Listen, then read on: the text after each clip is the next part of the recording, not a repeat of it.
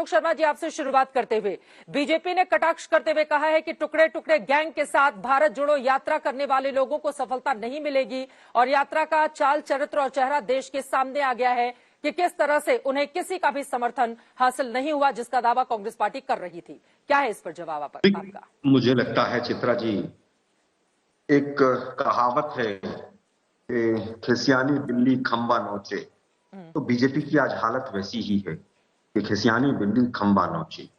आज जिस तरह के तमाम मुद्दे भारत जोड़ो यात्रा के तहत उठाए गए हैं, बीजेपी को चाहिए था, उनके पास 5 महीने का लगभग लंबा समय था कि उन मुद्दों का जवाब दिया जाए।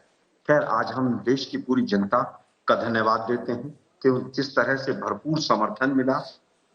बीजेपी तो ये भी कहती थी साउथ से नॉर्थ में जब यात्रा आएगी तो सब समाप्त हो जाएगा, कोई नहीं जुड़ेगा, लेकिन पहले दिन से और आखिरी दिन तक जिस तरह से हुजूम जुड़ा और जिस तरह से जो सोच हम लेकर चले थे, जो लक्ष्य लेकर चले थे, उसके साथ देश की जनता जुड़ी। हम देश की जनता का सबसे पहले धन्यवाद करते हैं, परमात्मा का धन्यवाद करते हैं कि इतनी बड़ी यात्रा, लाखों लोग साथ चले और किसी भी तरह की कोई छोटी मोटी चीज को छोड़कर कोई बड़ी दुर्घटना किसी तरह की नहीं हुई। हम परमात्मा का भी धन्यवाद देते हैं। अब बात आती है कि कौन जुड़ा और कौन नहीं जुड़ा। मैं समझता हूं डीएमके शुरू में तमिलनाडु में जुड़ी, कम्युनिस्टों ने केरला में समर्थन दिया, कर्नाटक में तमाम छोटे दलों ने दिया, महाराष्ट्र ने एनसीपी और शिवसेना ने दिया, राजस्थान में ट्राइबल पार्टी ने दिया, हरियाणा के डिप्टी सीएम ने स्वयं कहा कि बहुत अच्छी यात्रा है और एसपी और बीएसपी के दोनों लीडर्स ने धन्यवाद भी किया कि हमें बुलाया गया और समर्थन का भी ऐलान किया। और जम्मू कश्मीर से एनसीपी और पीडीपी और ये तमाम वो दल हैं जो कभी बीजेपी के साथ हुआ करते थे, उन्होंने इस यात्रा का समर्थन किया। जो आए उनका स्वागत, जो नहीं आए उनसे फिर पुनः हम प्रयास करेंगे कि जो जिस यात्रा को लेकर, जिस मुद्दों को लेकर हम देश के सामने गए हैं, उनसे वो भी सहमत है, चाहे नीतीश जी हो, चाहे तेजस्वी जी हो। हम आज भी पूरी उम्मीद मैं जवाब ले लेती हूँ। सुधांशु त्रिवेदी जी हमारे साथ जुड़ चुके हैं। ठीक है सुधांशु जी, आलोक शर्मा जी का कहना है खिसियानी बिल्ली खंबा नोचे, और राहुल गांधी की ओर से इसी श्रीनगर में, जहां पर मेरी इस वक्त मौजूदगी है, यहां पर कहा गया है कि जो लोग हिंसा फैलाते हैं वो मोहब्बत की बात क्या जाने, सीधा हमला है बीजेपी पर, ये कहते हुए। बिल्कुल, जहां पे कश्मीर में यह समाप्त हुई है, यहीं तो हिंसा का सबसे बड़ा तांडव हुआ है। स्वतंत्र भारत के इतिहास में अगर कोई राज्य सर्वाधिक हिंसा से पीड़ित रहा है तो यही राज्य रहा है।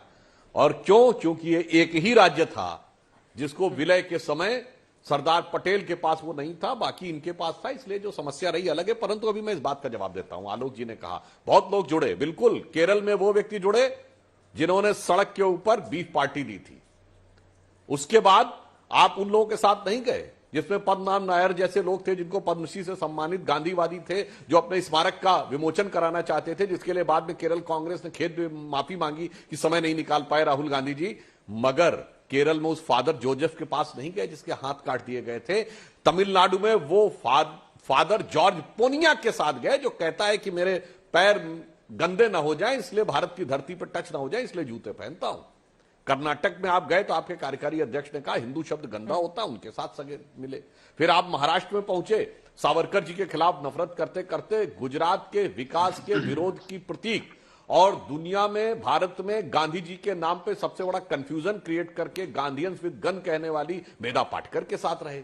फिर उसके बाद आप आगे बढ़े तो आपका परमानेंट साथी वो था, वो छात्र नेता जिसका नाम टुकड़े टुकड़े की संज्ञा के साथ इनसेपरेबल या असंपर्क हो गया है।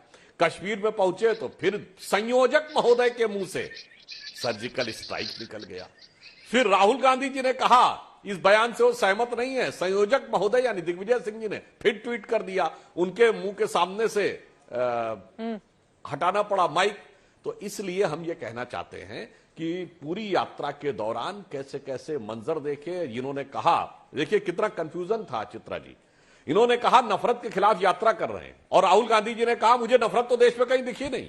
मेरे भाई, जब नफरत दिखी नहीं तो यात्रा किसके खिलाफ कर रहे थे? हम बता रहे हैं, नफरती सामानों को तो अपने साथ लेकर ये श्रीमान कह रहे थे कि मोहब्बत की दुकान सजाना चाहते हैं। और अंत में एक बात और कह दूं, आज ये कश्मीर जहां पर क्या यात्रा होने की स्थिति आई, ये कांग्रेस के रिजीम में कभी यह स्थिति नहीं आ पाई कि कोई यात्रा शांतिपूर्वक हो सके। ये इसलिए आई कि हमारे संस्थापक अध्यक्ष श्यामा प्रसाद मुखर्जी जी ने बलिदान दिया था और इस देश में वो स्थिति आई कि 10 साल इस देश में वो स्थिति रही कि 26 जनवरी और 15 अगस्त को भी राज्यपाल झंडा नहीं फहरा सकता था श्रीनगर में। मगर 1992 में जब डॉक्टर मुरली मनोहर जोशी जी यात्रा लेके गए, जिसके संयोजक युवा नेता के रूप में वर्तमान प्रधानमंत्री थे, जान जोखिम में डाल के किया, उन बलिदानों का परिणाम है और 2019 के मजबूत नेतृत्व का परिणाम है कि आज कश्मीर में यह स्थिति है।